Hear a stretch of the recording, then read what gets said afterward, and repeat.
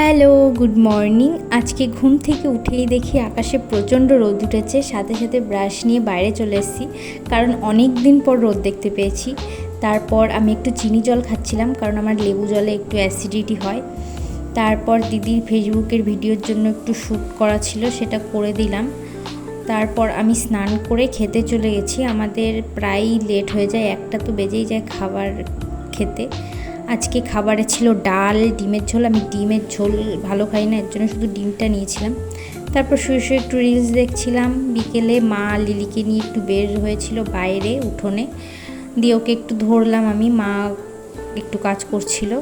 তারপর সন্ধেবেলা হাত মুখ ধুয়ে আমি পড়তে বসেছি, কারণ আমার এক্সাম। ভাবি পড়বো বাট পড়তে বসার হয় না।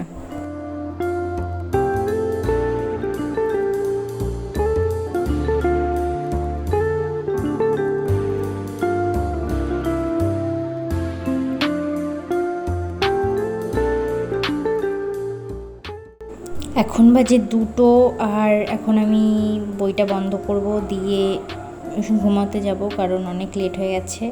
সকালে উঠতে হবে। আজকের মতো এইটুকুই, বাই।